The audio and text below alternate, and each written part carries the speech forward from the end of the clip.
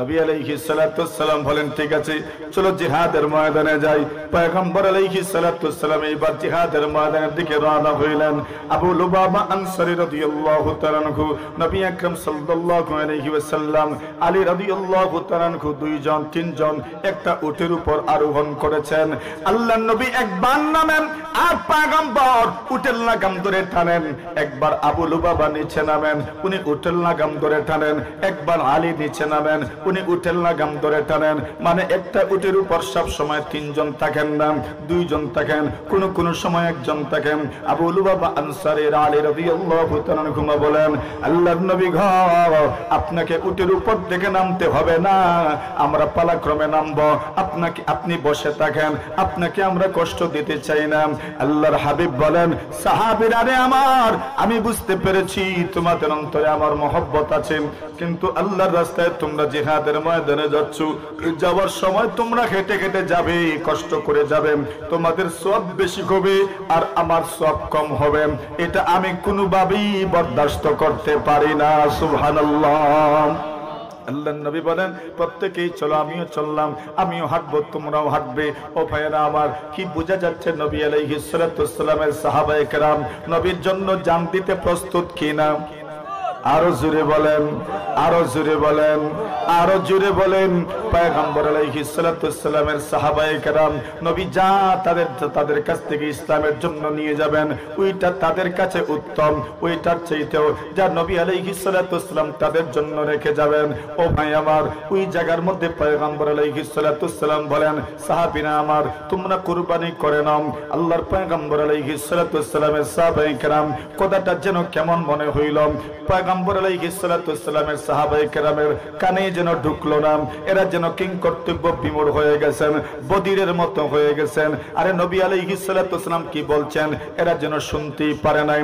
আল্লাহর নবী আলাইহিস সালাতু ওয়াসসালাম এবার পয়গম্বর আলাইহিস সালাতু ওয়াসসালাম বলেন, দেখো আর কেউ আসে কিনা। বড় বড় লিডাররা একের পরে একজন আসতে থাকলেন। হঠাৎ করে আসলেন সুহাইল ইবনে আমর। আল্লাহর পয়গম্বর বলেন, সুহাইল ইবনে আমর যেহেতু এসেছেন, কাদ সাহুরা লাকুম মিন আমরিকুম হাযা, তোমাদের বিষয়টা এখন সহজ হয়ে যাবে। সুহাইল এসেছেন, বিষয়টাও এখন সহজ হয়ে যাবে। সুহাইল আসলেন, সন্ধির আলোচনা শুরু হইল। আল্লাহর পয়গম্বর বলেন, হ্যাঁ ঠিক আছে, সন্ধি করেন, কোনো অসুবিধা নাই। কোন কোন বিষয়ের উপর সন্ধি হবে? এই বছর আপনারা উমরা করবেন না, চলে যাবেন আবার মদিনা, আগামী বছর আসবেন, 3 দিনের জন্য আসবেন। সফরের হালতে তরবারি কুশমুক্ত থাকবে না, কুশের ভিতরে থাকবে। এইভাবে আপনারা আসবেন। আপনারা যখন আসবেন, আপনারা যুদ্ধের জন্য আসবেন না। আল্লাহর পয়গম্বর আলাইহিস সালাতু ওয়াসসালাম সবগুলো শর্ত মেনে নিলেন। ওই উমর প্রশ্ন করলেন, ইয়া রাসূলুল্লাহ, দেখতে তো সবটা শর্ত আমাদের বিরুদ্ধে যায়, এরপর আপনি কেন শর্তগুলো মেনে নিলেন? নবী বলেন, এর মধ্যেই কল্যাণ। আর জোরে নবী বলেন, এর মধ্যেই কল্যাণ।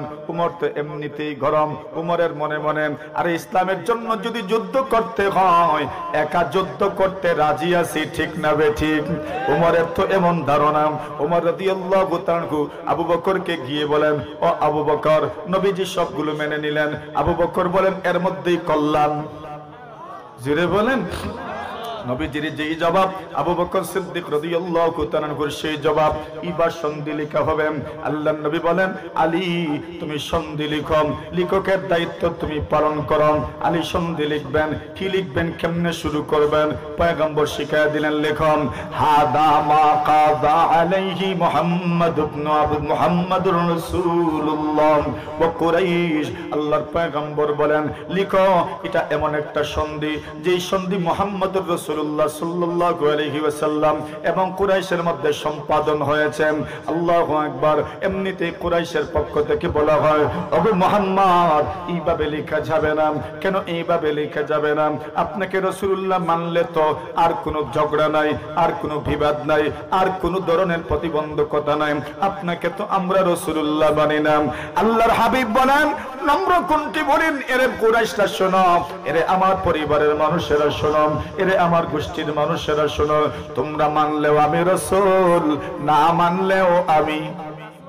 জুড়ে বলেন মানলেও রাসূল না মানলেও আমি রাসূল ওয়াল্লাহি ইন্নী লা রাসূলুল্লাহ আল্লাহর কসম আমি আল্লাহর রাসূল তোমরা মানলেও রাসূল না মানলেও রাসূল এরা বলে না না রাসূলুল্লাহ আপনি লিখতে পারবেন না আল্লাহর পয়গম্বর বলেন ঠিক আছে ঝগড়া করার দরকার নাই ঠিক আছে অশান্তি সৃষ্টি করার দরকার নাই চাইলে রাসূল বার্গেটিং করতে পারতেন কিন্তু পয়গম্বর বলেন না না সন্ধিটা হতে দাও আল্লাহর পয়গম্বর তো জানেন সন্ধিটা যদি একবার হয়ে যায় পুরো দুনিয়াতে ইসলাম প্রচার করা যাবে সুবহানাল্লাহ এইজন্য পয়গম্বর বলেন সন্ধিটা হতে দাও এইবার আল্লাহর রাসূল আলী কি বলেন আলী এবার তুমি রাসূলুল্লাহ শব্দটা কেটে দাও আলী ইবনে আবি তালিব রাদিয়াল্লাহু তাআলা বলেন ইয়া রাসূলুল্লাহ ইয়া হাবিবাল্লাহ আল্লাহর নবী গো যে হাত দ্বারা রাসূলুল্লাহ লিখেছি ওই হাত দ্বারা আমি আবার রাসূলুল্লাহ কাটতে পারবো না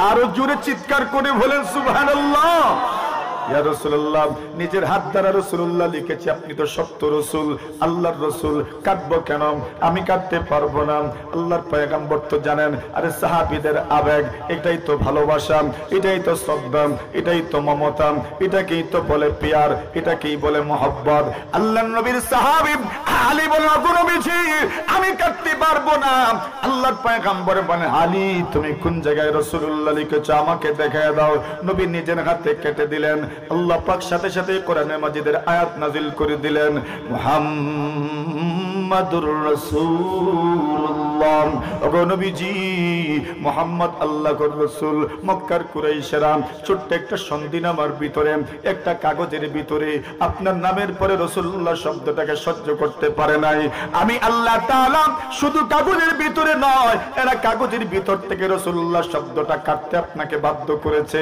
আমি আল্লাহ আমার কোরআনে মাজিদের মধ্যে আপনার নামের শেষে আমি রাসূলুল্লাহ জুড়ে দিলাম ওই রাসূলুল্লাহটা কিয়ামত পর্যন্ত কেউ মিটাতে পারবে না ঠিক না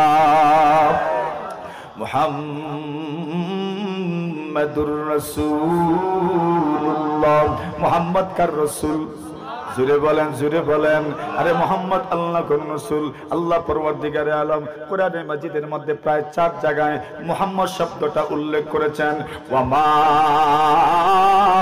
মুহাম্মাদুন ইল্লা রাসূল কাদ খালাত মিন ক্বাবলিহির রাসূল আফা ইম্মাতা আও কুতিলান কাদাবতুম আলা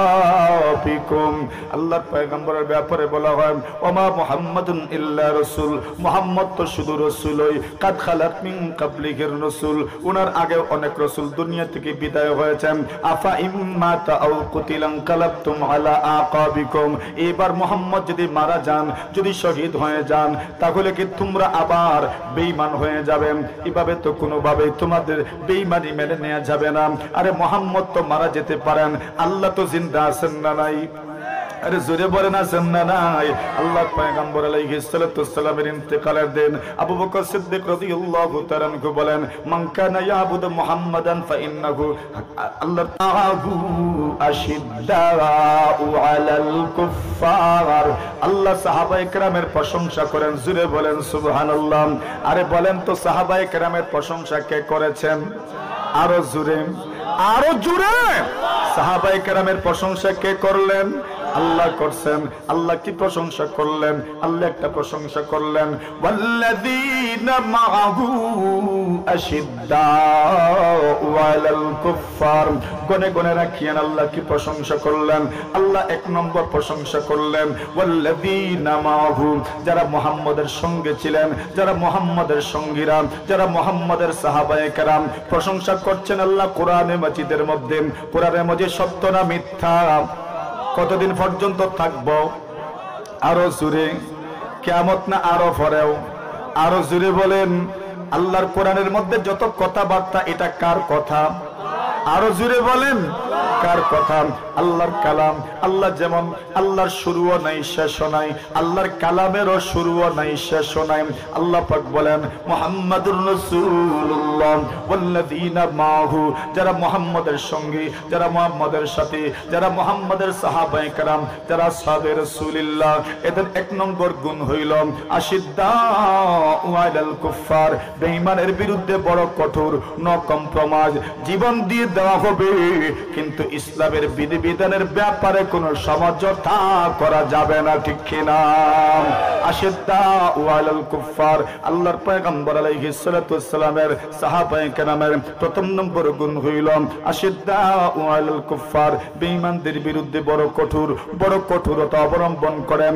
ইসলামী বিধিবিধানের ক্ষেত্রে নো কম্প্রোমাইজ, নো সমঝোতা, কোন ধরনের সমঝোতা করা যাবে। আরো জোরে বলেন।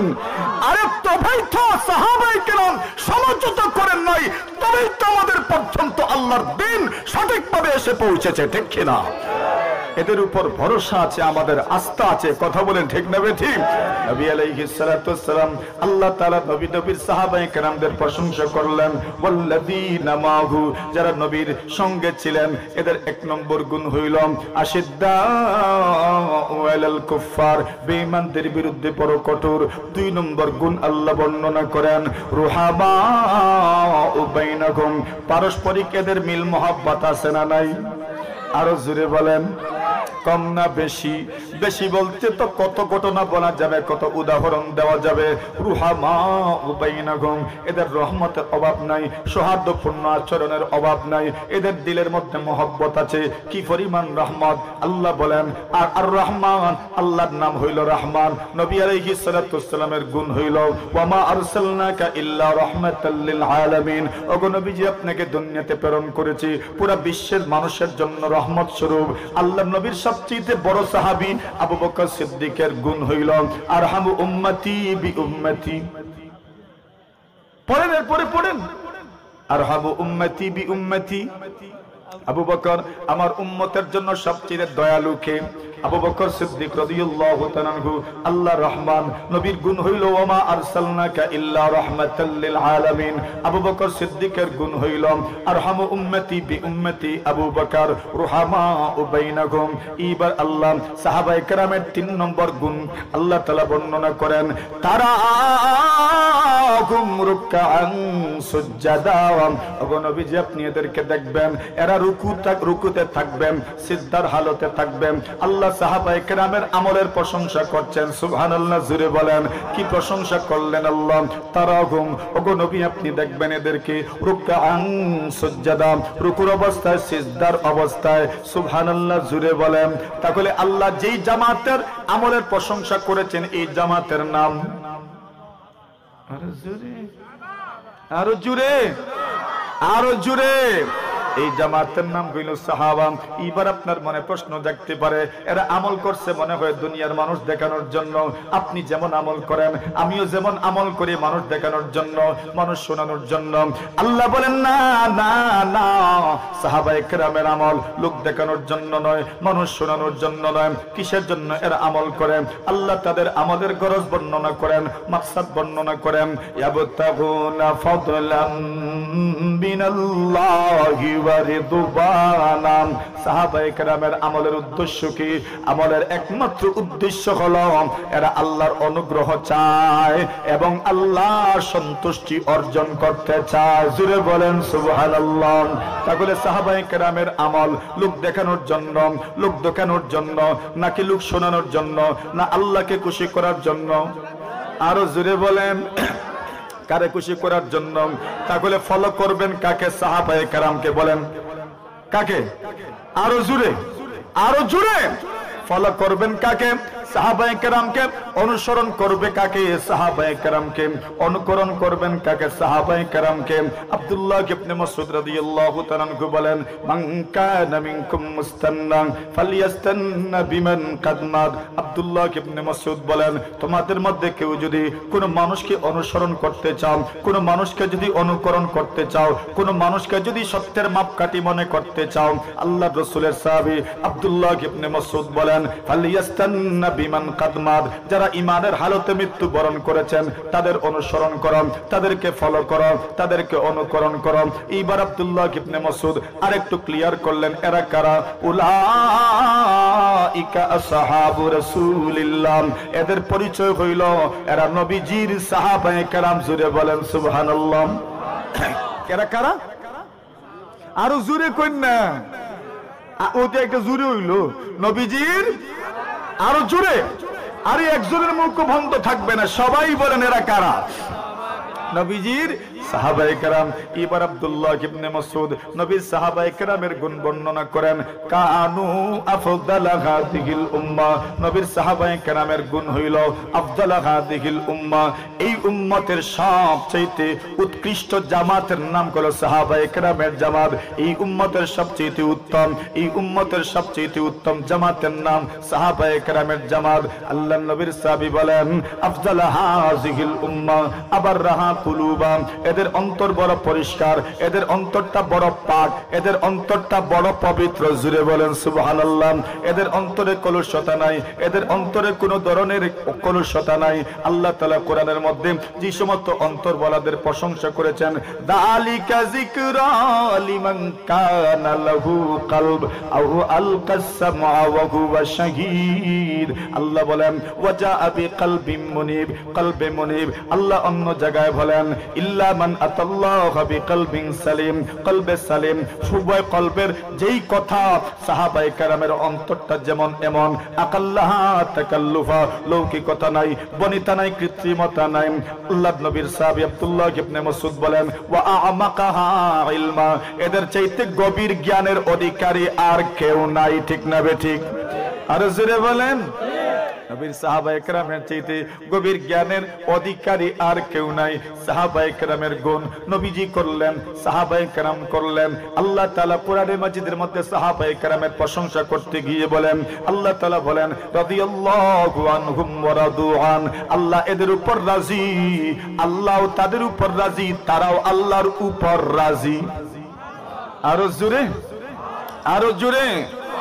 আল্লাহ সূরাতুল বাকারা পড়িয়েন, অনুবাদ করিয়েন, প্রথম 10-20 আয়াত অনুবাদ করলে দেখবেন আল্লাহ বলেন ওয়া ইযা কিলা লাহুম আমিনু কামা আমানান নাস। আল্লাহ বলেন যখন এদেরকে বলা হয় তোমরা ঈমান আনো, যেভাবে লোকজন ঈমান আনছে, লোকজন বলতে কি সাহাবায়ে কেরাম, নবীর সাহাবায়ে কেরাম যেভাবে ঈমান আনছেন, আল্লাহ বলেন তোমরা এইভাবে ঈমান আনো। তাহলে আমাদের ঈমানের মাপকাঠি কি? সাহাবায়ে কেরামের ঈমান। জুড়ে বলেন ঠিক না বেঠিক? আল্লাহ বলেন ওয়া ইযা কিলা লাকুম আমিনু কামা আমানান নাস, আল্লাহ বলেন তোমরা ঈমান আনো যেমন ভাবে এরা ঈমান এনেছেন, লোকজন ঈমান আনছেন। লোকজন বলতে সাহাবায়ে কেরাম ঈমান আনছেন। সাহাবায়ে কেরামের ঈমানের মতো আমাদের ঈমান হতে হবে। জুরে বলেন ঠিক না বেঠিক? এইবার আব্দুল্লাহ ইবনে মাসউদ রাদিয়াল্লাহু তাআলা আনহু বলেন আমাকাহা ইলমা, এদের ইলম বড় গভীর, এদের ইলমের মধ্যে গভীরতা আছে। এইবার পয়গম্বর আলাইহিস সালাতু ওয়াস সালামের সাহাবী আব্দুল্লাহ ইবনে মাসউদ বলেন আরে সাহাবায়ে কেরাম যে চাই বেশি হতে পারে না। সাহাবায়ে কেরাম আল্লাহর দান। জুরে বলেন কার দান? সাহাবী হুয়া কার দান? আরে বলেন কার দান? আল্লাহর দান। আব্দুল্লাহ ইবনে মাসউদ বলেন ইখতারাহুমুল্লাহু লিসুহবাতি নবিয়িহি ওয়া লিইকামাতি দীনিহি। আব্দুল্লাহ ইবনে মাসউদ বলেন সাহাবী হওয়ার জন্য স্বয়ং আল্লাহ তাদেরকে বাছাই করেছেন। আর জোরে মনোনয়ন কে দিছেন? আল্লাহ দিছেন। সাহাবী হওয়ার জন্য মনোনয়ন কে দিলেন?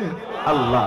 আল্লাহর নবীর সাহাবী আব্দুল্লাহ ইবনে মাসউদ বলেন ইখতারাকুমুল্লাহু লিসুহবাতি নবিয়িহি ওয়া লিইকামাতি দীনিহি। আল্লাহর দ্বীনকে আল্লাহর জমিনে প্রতিষ্ঠা করার জন্য সাহাবায়ে কেরামদেরকে বাছাই করেছেন কে? আরে জোরে বলেন কে? সাহাবায়ে কেরামদেরকে বাছাই করেছেন আল্লাহ। নবী আলাইহিস সালাতু ওয়াস সালাম ইকরা বিসমি রাব্বিকাল্লাযী খালাক সর্বপ্রথম যাদের সামনে বলেছেন এরা হইল সাহাবায়ে কেরাম। নবী আলাইহিস সালাতু ওয়াস সালাম ইয়া আইয়ুহাল মুযাম্মিল ইয়া আইয়ুহাল মুদ্দাসসির, ওই সমস্ত সূরা, ওই সমস্ত আয়াত, ওই সমস্ত কোরআনে মাজিদের আয়াতগুলো সর্বপ্রথম তার সামনে শুনাইছেন এরা হইল সাহাবায়ে কেরাম। সর্বপ্রথম বাতিলের মসনদকে প্রকম্পিত করেছেন লা ইলাহা ইল্লাল্লাহর আওয়াজ দিয়া। সর্বপ্রথম বাতিলের আস্তানায় লা ইলাহা ইল্লাল্লাহর মশাল যারা জ্বালিয়েছে তাদের নাম জোরে বলেন, আরো জোরে। সর্বপ্রথম বাতিলের মসনদকে চুরমার করেছেন যারা এরা হইল সাহাবায়ে কেরাম। ইসলামের বিজয় নিশান, ইসলামের বিজয় ইতিহাস যাদের রক্তে লেখা হয়েছে এদের নাম আরে জোরে বলেন এদের নাম হইল সাহাবায়ে কেরাম। আপনি শহীদ হইছেন? না না, আপনি শহীদ হন নাই। রক্তকে ঝরাইলেন, আবু বকর সিদ্দিক রক্ত ঝরাইলেন, ওমর রক্ত ঝরাইলেন, আব্দুল্লাহ ইবনে মাসউদ রক্ত ঝরাইলেন, হামজা রাদিয়াল্লাহু তাআলা শাহাদাত বরণ করলেন, আনাস রাদিয়াল্লাহু তাআলা রক্ত ঝরাইলেন, আবু তালহা আনসারী রাদিয়াল্লাহু তাআলা রক্ত ঝরাইলেন, আব্দুর রহমান ইবনে আওফ রাদিয়াল্লাহু তাআলা রক্ত ঝরাইলেন, সুমাইয়া রাদিয়াল্লাহু তাআলা রক্ত ঝরাইলেন, বেলাল রাদিয়াল্লাহু তাআলা রক্ত ঝরাইলেন, খুবাইব রাদিয়াল্লাহু তাআলা রক্ত ঝরাইলেন। সাহাবায়ে কেরাম যাদের রক্তে রচিত হয়েছে ইসলামের বিজয় ইতিহাস, এদের নাম হলো সাহাবায়ে কেরাম। জুড়ে বলেন ঠিক কি না? তাহলে সাহাবায়ে কেরাম কারাম বলে সাহাবায়ে কেরাম ওই জামাতের নাম যাদের সামনে পয়গম্বর ইকরা বিসমি রাব্বিকাল্লাযী খালাক বলেছেন। মিশকাতে নবুয়ত থেকে, নবুয়তের ওই সূর্য থেকে সর্বপ্রথম আলো যারা পেয়েছেন এদের নাম হইল সাহাবায়ে কেরাম। জুড়ে বলেন ঠিক কি না? আল্লাহ পয়গম্বর আলাইহিস সালাতু ওয়াসসালাম যখনই আল্লাহ কোরআনে মাজিদের মধ্যে আয়াত নাযিল করেছেন, ইয়া আইয়ুহাল্লাযীনা আমানু বলে ডাক দিয়েছেন ওই ঈমানদার কারাম সাহাবায়ে কেরাম। এরপরে হইলাম আমরা, এরপরে আমরা প্রথম মুখাতাব, প্রথম সম্বোধিত ব্যক্তিরা হইলেন সাহাবায়ে কেরাম। আল্লাহর নবীর সাহাবায়ে কেরাম কারাম যাদের থেকে আজ পর্যন্ত আমাদের কাছে নবীর দ্বীন নির্ভরযোগ্য সূত্রে পৌঁছার একমাত্র মাধ্যম হইল সাহাবায়ে কেরাম। জুড়ে বলেন ঠিক কি না? একমাত্র মাধ্যম কে? সাহাবায়ে কেরাম। আল্লাহ তাদের প্রশংসা করতে গিয়ে বলেন সীমাহুম ফি উজুহিহিম মিন আসারিস সুজুদ। আল্লাহ পরওয়ারদিগারে আলম বলেন এরা যে সাহাবায়ে কেরাম এদের ভিতরে তাকওয়া পরহেজগারি কি পরিমাণ আছে। আল্লাহ প্রশংসা করতে যাইয়া বলেন সীমাহুম ফি উজুহিহিম মিন আসারিস সুজুদ। আল্লাহ বলেন এদের অন্তরের তাকওয়ার আলামত এদের চেহারার মধ্যেও দেখা যায়। জুড়ে বলেন সুবহানাল্লাহ। এদের অন্তরটা পরিষ্কার, এদের অন্তরটা পরিষ্কার, এদের অন্তরটা কি পরিমাণ পরিষ্কার। আল্লাহ পরওয়ারদিগারে আলম বলেন উলাইকাল্লাযীনা ইমতাহানাল্লাহু কুলুবাহুম লিত্তাকওয়া। আল্লাহ পরওয়ারদিগারে আলম বলেন সাহাবায়ে কেরাম কারাম যাদের অন্তরকে আল্লাহ নিজে পরীক্ষা করেছেন। আরো জোরে বলেন। দেখেন না, বোর্ড পরীক্ষার মধ্যে যিনি পড়াবেন উনি পরীক্ষা নেবেন না, বরং অন্য কেউ পরীক্ষা নেবে। কেন? যিনি পড়াবেন উনি যদি পরীক্ষা নেন মানুষে বলবে উনি নিজে পড়ান তো, এই জন্য নিজের ছাত্রকে ফাঁস করে দিছেন, বেশি নাম্বার দিছেন। আল্লাহ বলেন না গো নবীজি, আপনি এদেরকে পড়ান, এদেরকে তারবিয়ত করেন, এদেরকে আদর্শবান করে আপনি গড়ে তোলেন। পরীক্ষা নিব স্বয়ং আমি আল্লাহ। আরো জোরে বলেন। ওই আল্লাহ বলেন উলাইকাল্লাযীনা ইমতাহানাল্লাহু কুলুবাহুম লিত্তাকওয়া। আল্লাহ পরওয়ারদিগারে আলম বলেন এদের ঈমানের পরীক্ষা করেছেন কে? বলেন কে? পরীক্ষার প্রশ্ন কি ছিল? তাকওয়া কি ছিল? ধরে বলেন কি ছিল? তাকওয়া প্রশ্নে আল্লাহ পরীক্ষা নিয়েছেন। ফলাফল কি? আল্লাহ ফলাফল ঘোষণা করেন এরা এমন ফাঁস, আমি আল্লাহর পক্ষ থেকে মাগফিরাত দিলাম, আমি আল্লাহর পক্ষ থেকে অনুগ্রহ দিলাম। এদের মতো ফাঁস দুনিয়াতে আর কেউ হতে পারে না। সুবহানাল্লাহ। আল্লাহ সাহাবায়ে কেরামের অন্তরের প্রশংসা করলেন, ঈমানের প্রশংসা করলেন। পুরা জামাতে সাহাবার প্রশংসা করতে গিয়ে আল্লাহ তাআলা রাদিয়াল্লাহু আনহুম ওয়া রাদওয়ান বলেন এইবার আলাদা আলাদা করে প্রশংসা করেন। আল্লাহ বলেন লাকাদ রাদিয়াল্লাহু লাকাদ রাদিয়াল্লাহু আনিল মুমিনিন ইয ইউবাইউনাকা তাহতাশ শাজারা। আল্লাহ এইবার যে সমস্ত সাহাবায়ে কেরাম গাছের নিচে বায়াত গ্রহণ করেছিলেন পয়গম্বর আলাইহিস সালাতু ওয়াসসালামের হাতে হাত রেখে উসমান হত্যার প্রতিশোধ নেবেন, এই জন্য বায়াত গ্রহণ করেছিলেন। আল্লাহ বলেন ওই বায়াতে যারা অংশগ্রহণ করেছেন আমি আল্লাহ তাদের উপর রাজি আর সন্তুষ্ট হয়ে গেলাম। জোরে বলেন। তাহলে যারা বায়াতের রিদওয়ানে অংশগ্রহণ করেছেন তাদের প্রশংসা কে করেছেন? জোরে বলেন। আল্লাহ। আল্লাহ পরওয়ারদিগারে আলম যারা নাকি প্রথমে ইসলাম গ্রহণ করেছেন এদের প্রশংসা আল্লাহ করেন ওয়াস-সাবিকুনাল আউয়ালুনা মিনাল মুহাজিরিনা ওয়াল আনসার ওয়াল্লাযীনা ইত্তাবাউহুম বিইহসান রাদিয়াল্লাহু আনহুম ওয়া রাদু রিদওয়ান।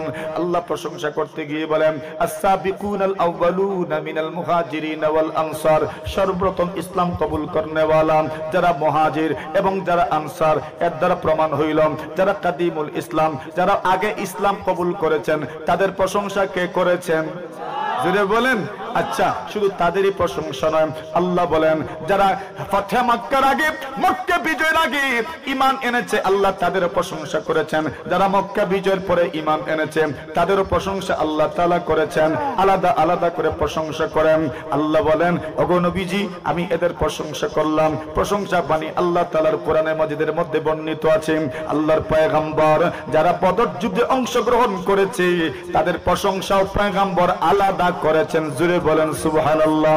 আল্লাহর পয়গম্বর বলেন যারা বদর যুদ্ধে অংশগ্রহণ করবেন এদের প্রশংসা কেমন? নবী আকরাম সাল্লাল্লাহু আলাইহি ওয়াসাল্লাম বলেন বদর যুদ্ধে যারা অংশগ্রহণ করবে আল্লাহ পরবর্তীকারে আলম তাদেরকে এমন মর্যাদা দান করেছেন, এমন মর্যাদা দান করেছেন, বদর যুদ্ধে যারা অংশগ্রহণ করবে এদের আগের পরের সমস্ত গুনাহ আল্লাহ পাক মাফ করে দিয়েছেন।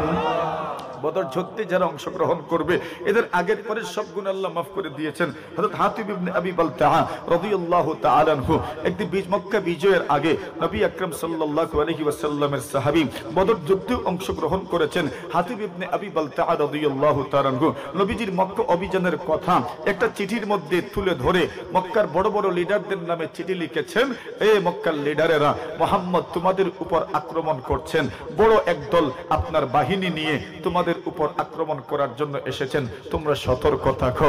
আল্লাহ তাআলা ওহীর মাধ্যমে রাসূলকে জানায়া দিয়েছেন ওগো রাসূল চিঠি যাচ্ছে মক্কার লিডারদের কাছে, আপনি খুব দ্রুত ওই চিঠিটা উদ্ধার করে নিয়ে আসেন। সুবহানাল্লাহ কোন সুবহানাল্লাহ বলি গেছেন নাকি তে আর জোরে জোরে আমি বলি সুবহানাল্লাহ, এরপরে আপনারা কোনজন বলেন সুবহানাল্লাহ। চিঠি লিখেছেন হাতিব ইবনে আবি বালতাআ নবী আলাইহিস সালাতু ওয়াসসালামকে আল্লাহ পাক ওহীর মাধ্যমে জানায়া দিলেন এখানে চিঠি আছে, ওদের কাছ থেকে আপনি চিঠিটা নিয়ে আসেন। চিঠির বাহক হইলেন একজন মহিলা। কি? একজন মহিলা। ওই মহিলার কাছে চিঠি দিয়েছেন জুবাইর রাদিয়াল্লাহু তাআলা আনহু, মিকদাদ রাদিয়াল্লাহু তাআলা আনহু, আলী রাদিয়াল্লাহু তাআলা আনহু। পয়গম্বর তাদেরকে পাঠাইলেন যাও চিঠিটা নিয়ে আসো। জায়গার নাম বললেন, সেখানে একজন মহিলা পাইবেন রওজায়ে খাক, খাক নামক স্থানে একজন মহিলা পাইবেন।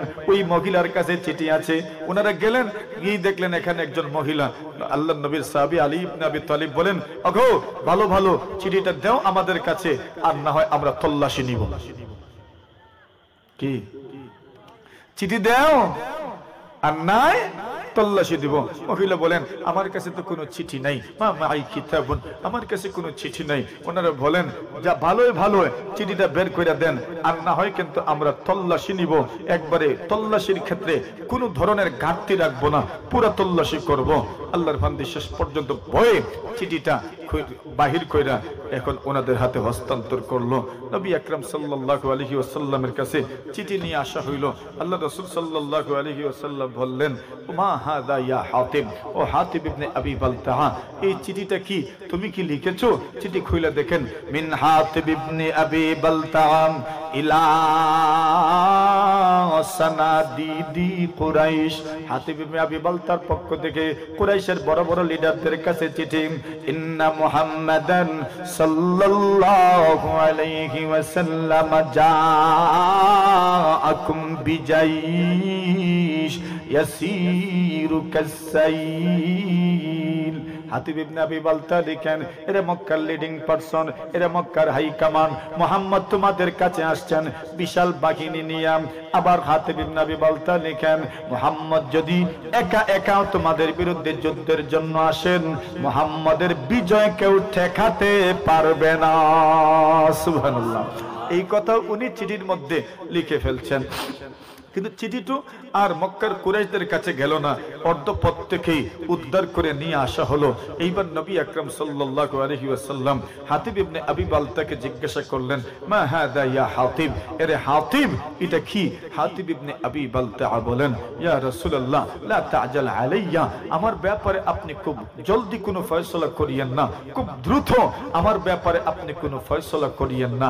আমার আগে বক্তব্যটা শুনেন, আত্মপক্ষ সমর্থনের সুযোগ দেন। রাসূল তো এটা অবশ্যই করবেন।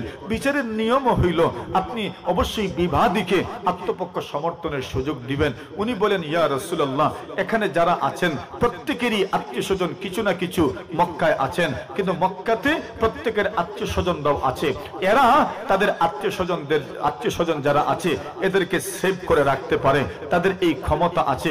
আমারও কিছু আত্মীয় স্বজন মক্কায় আছেন, কিন্তু আমার কোনো আত্মীয় স্বজন এমন নাই যাদের কারণে আমার আত্মীয় স্বজন নিরাপদে থাকবে, আমার আত্মীয় স্বজন নিরাপত্তা পাবে, এমন কোনো আত্মীয়তা আমার নাই। তো আমি চিন্তা করলাম যদি মক্কাবাসীকে আমি কোনো তথ্য দিতে পারি, তথ্য দিয়ে সহযোগিতা করতে পারি, তাহলে এদের মনটা আমি খুশ করতে পারলাম। এদের মন যদি আমি খুশ করতে পারি, তাহলে এরা আমার আত্মীয় যারা আছে কমপক্ষে এদেরকে এরা নিরাপত্তা দিবে, এরা নিরাপদ থাকবে। এই জন্য আমি চিঠি লিখেছি। তবে ইয়া রাসূলুল্লাহ, চিঠি যে লেখছি, এই চিঠির মাধ্যমে আপনি রাসূলুল্লাহ আর আল্লাহর দ্বীন আর আল্লাহর কোনো ক্ষতি হইতো না। সুবহানাল্লাহ। কাতাবতু কিতাবান লা ইয়াদুরুল্লাহ ওয়া রাসূলাম, এমন চিঠি লিখেছি যে চিঠির মাধ্যমে আল্লাহর কোনো ক্ষতি হবে না, দ্বীনের কোনো ক্ষতি হবে না, রাসূলের কোনো ক্ষতি হবে না। কেন ক্ষতি হবে না? ইনফরমেশন দিতে চেয়েছেন, বড় বাহিনী নিয়ে আসছেন, আবার তো শেষে বলে দিচ্ছেন একা আসলেও বিজয়ী হবেন।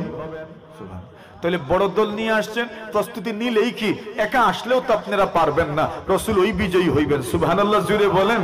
তাহলে এই তত্ত্বের মাধ্যমে কুরাইশের তো তেমন কোনো ফায়দা হওয়ার কথা নয়। আল্লাহ রাসূল বললেন সাদাকা হাতিব, হাতিব ইবনে আবি বালতা সত্য বলেছে। জোরে বলেন সুবহানাল্লাহ, আরো জোরে।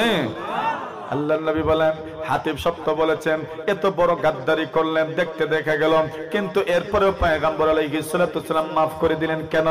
ইদিল হাবিবু আতা বিযামবিন ওয়াহিদি জাআত মাহাসিনুহু